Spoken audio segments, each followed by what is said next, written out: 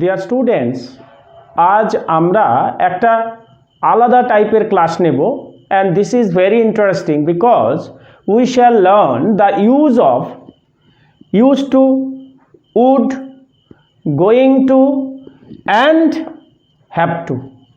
এই চারটে শব্দের ব্যবহার কি করে বাক্যে করতে হয় সেটা সম্পর্কে আমরা আজকে শিখব এবং আশা করি এরপর থেকে তোমাদের যে বাক্যে ব্যবহার করতে গেলে আর কোনো অসুবিধা হবে না। Doubt will be cleared. Okay, তাহলে আমরা শুরু করি। প্রথমে যেটা রয়েছে সেটা হলো use to. Use to use to কখন বসে? যখন কোনো অতীতের অভ্যাসগত কাজ বোঝায় তখন ইউজ টু বসে। কি বললাম? অতীতের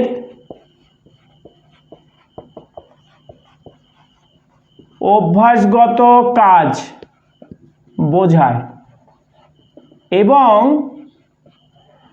তা অনবরত ও বিরামহীন বোঝাবে। বিরামহীন বোঝাবে, পুনঃ পুনঃ হবে, পুনঃ পুনঃ হবে। ওকে, মানে এর মধ্যে কোনো ফাঁক থাকবে না, গ্যাপ থাকবে না এবং এটা অতীতে অভ্যাস ছিল, বর্তমানে কিন্তু থাকবে না, তখন সেখানে ইউজ টু বসে। ওকে, যেমন আমরা এবার উদাহরণ হিসেবে ব্যবহার করছি। আমার বাবা প্রত্যেক দিন গীতা পাঠ করতেন সকালবেলা। তাহলে ইংরেজি কী হবে?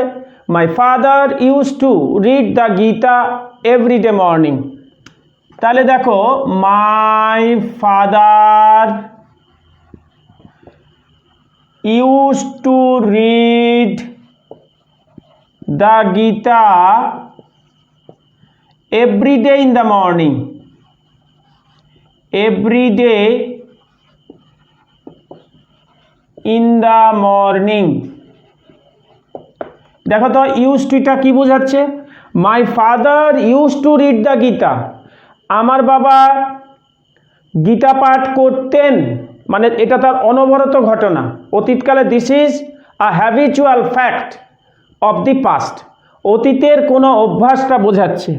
My father use to read the Gita everyday in the morning. প্রতিদিন সকালবেলা আমার বাবা কি করতেন? যে গীতা পাঠ করতেন। যেমন ধরো 2 নাম্বার দেখো, my mother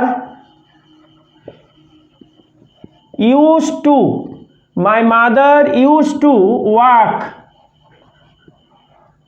by the side of the Ganges. By the side of the Ganges. My mother used to walk by the side of the Ganges every day. আমার মা, দেখো ইউজ টুর ব্যবহার।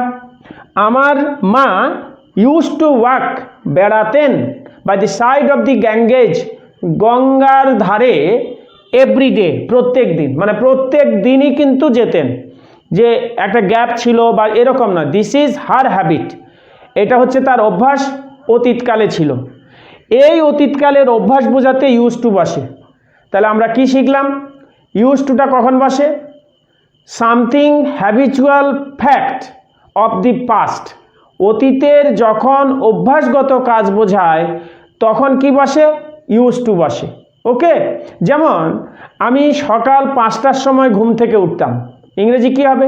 I use to wake up from bed at 5 AM। মানে আমি সব দিনই, this is my habit, অর্থাৎ এটা ছিল আমার তখনকার অভ্যাস। ওকে, যেমন my friends use to make gossip.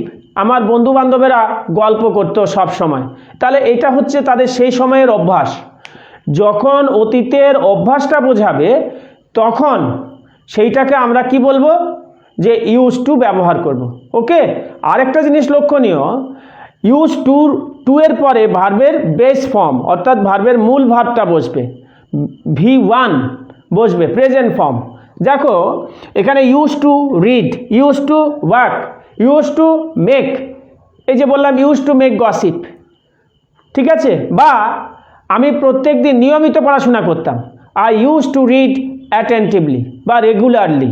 এই যে ইউজ টু অতীতকালে যখন মানে কি, এটা this is a continuous process which had been used in the past but not at present. Suppose he used to take coffee but now he takes milk. একটা উদাহরণ দিলে আরও আমরা ক্লিয়ার হতে পারবো। কি উদাহরণ বলো তো? দেখো, my mother used to take coffee but now she takes milk. My mother used to take coffee. আমার মা কফি খেতেন, তাহলে এটা হচ্ছে তার অতীতকালের অভ্যাস ছিল। But now she text milk, এখন তিনি কি খান? দুধ পান করেন। তাহলে এটা হচ্ছে অতীতের অভ্যাস, সেই জন্য ইউজ টু। এবং আমি কি বললাম যে অতীতের অভ্যাস বোঝাবে, বর্তমানে সেটা থাকবে না। যেমন people use to bathe in the পন্ড, লোকেরা পুকুরে স্নান করত, এটা অতীতকালের অভ্যাস ছিল, কিন্তু বর্তমানে আর চান করে না। তাহলে কি বললাম? People use to bathe in the pond. Okay, ঠিক এইভাবে আমাদের ইউজ টু ব্যবহারটা করতে হবে। আশা করি তোমরা বুঝতে পেরেছ। এইবার আমরা সেকেন্ড যেটা শিখব সেটা হচ্ছে উডের ব্যবহার। Would is also a very interesting word which we use in spoken English. Would, দেখো তো, উড আমরা কিন্তু প্রায়শই ব্যবহার করি, কিন্তু কখন আমরা ব্যবহার করব সেটা আমাদের জানতে হবে। সেটা কখন?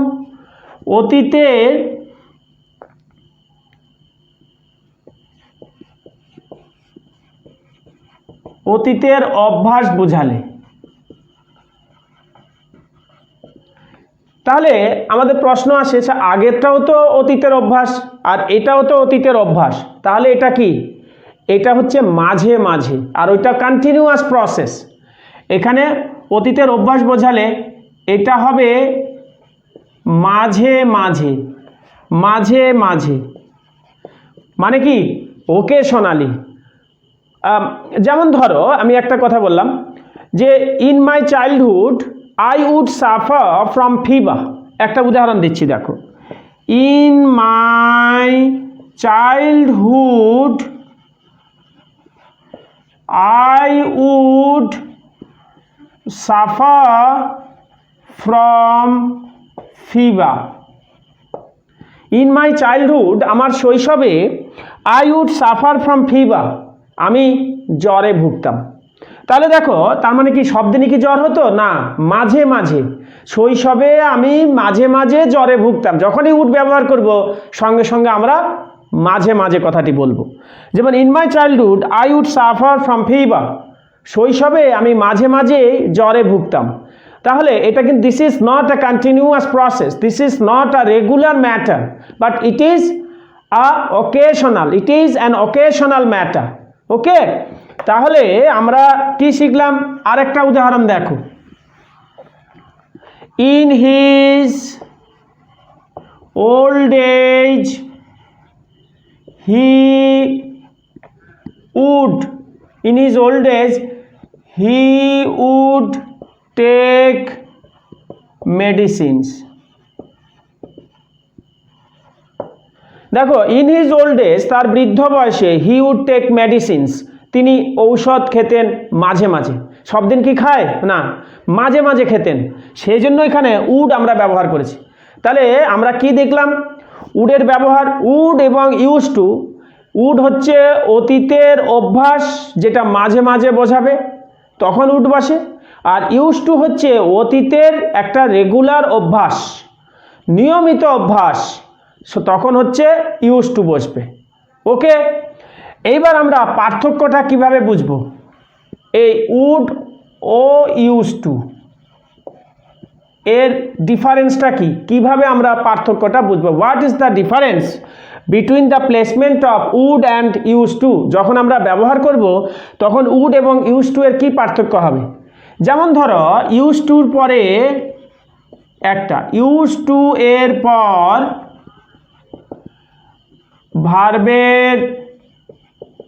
ভার্বের প্রেজেন্ট ফর্ম বসে, প্রেজেন্ট ফর্ম বসে।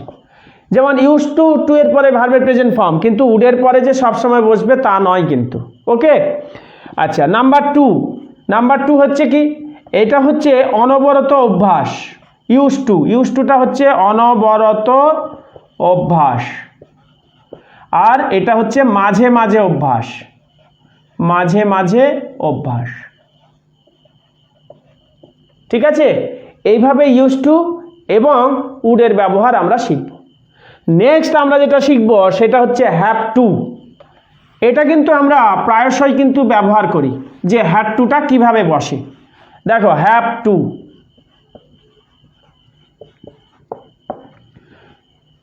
when there is a compulsion then have to is used। যখন কোনো বাধ্যবাধকতা থাকবে তখন have to বা has to বসে। যেমন I have to finish the work before I go out।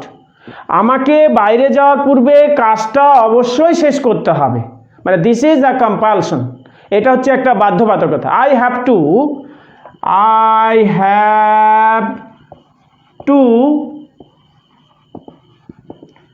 finish the work before I go out।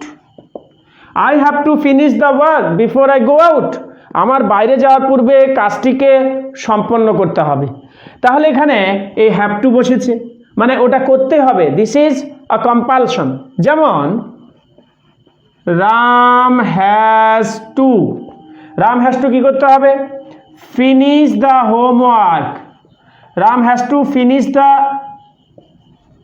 Homework. Ram has to finish the homework by today. রামকে আজকের মধ্যে বাড়ির কাজটা শেষ করতেই হবে। যেমন আরও উদাহরণ দেখো, এটা তো প্রচুর আমরা বাক্যে ব্যবহার করি। যেমন I have two attend the meeting tomorrow. আমাকে আগামীকালের মিটিংটাই অংশগ্রহণ করতেই হবে, আই হ্যাভ টু অ্যাটেন্ড। ওকে, বা আগামী মাসের মধ্যে আমাকে ফিজটাকে জমা দিতে হবে, তাহলে I would have to submit বা I have to submit the fees before by tomorrow বা by next month, by next month. তাহলে এটা কি বললাম? I have to submit the fees, I have to submit the fees by next month. দেখো আমাকে আগামী মাসের মধ্যে টাকাটা জমা দিতে হবে, এইভাবে যখন বোঝাবে হ্যাভ টু বসে, তাহলে হ্যাভ টুতে কি? বাধ্যবাধকতা, কম্পালশন থাকবে, তখন হচ্ছে হ্যাভ টু বসে। I have to depend on you. আমাকে তোমার উপরে নির্ভর করতে হবে। Okay, I have to hire a taxi if I miss the train. যদি আমি ট্রেনটা মিস করি তাহলে আমাকে একটা ট্যাক্সি ভাড়া করতে হবে। Okay, Manab has to attend the meeting today. মানবকে আজকে কি করতে হবে? মিটিংটায় অংশগ্রহণ করতে হবে। Milan has to meet Manab by next month. আগামী মাসের মধ্যে মিলনকে মানবের সঙ্গে দেখা করতে হবে। মিলন হ্যাজ টু মিট, দেখো মিলনের সঙ্গে হ্যাজ বসেছে, কেন? থার্ড পারসন সিঙ্গুলার নাম্বার, তাই হ্যাজ বসেছে। The boys have to read attentively if they want to pass the exam. বলছে বালকদেরকে, the boys have to, boys plural, আমরা সাবজেক্ট ভার্ব এগ্রিমেন্টে শিখে গেছি। তাহলে the boys have to read attentively if they want to pass the exam. তাহলে আমাদের কিভাবে এই হ্যাভ টু ইউজটা আমরা শিখলাম। ওকে, এইবার হচ্ছে going to, the last one, going to. Going to কখন বসে? যখন নিকট ভবিষ্যৎ কোনো কিছু বোঝাবে, কোনো কার্য বোঝাবে। নিকট ভবিষ্যতের কোনো কার্য বোঝালে, নিকট ভবিষ্যতের কোনো কার্য বোঝালে কি বসবে? গোয়িং টু বসবে। যেমন I am going to meet my friend today. I am going to meet my friend today. I am going to meet my friend today. আজ আমি আমার বন্ধুর সঙ্গে দেখা করবে, নিকট ভবিষ্যৎ। যেমন he is going to attend the meeting tomorrow. সে আগামীকাল মিটিংটায় যোগদান করবে। He is going to attend the meeting tomorrow. He is going to attend the meeting tomorrow. The Prime Minister of India is going to Kolkata next month. পরের মাসে ভারতের প্রধানমন্ত্রী কলকাতা যাচ্ছেন। তাহলে এইগুলোতে গোয়িং টু বসে। কখন বসে? যে নিয়ার ফিউচার, নিকট ভবিষ্যৎ যখন বোঝাবে তখন হচ্ছে গোয়িং টু হয়। এইভাবে আমাদের চারটে ব্যবহার, use to, would, have to এবং গোয়িং টু, এই চারটে অত্যন্ত গুরুত্বপূর্ণ। আমরা এই চারটে শব্দের ব্যবহার শিখলাম। So try this in the sentences, try this when you speak in English. Okay, তাহলে ভালো করে প্র্যাকটিস করো। সবাই ভালো থেকো। টাটা।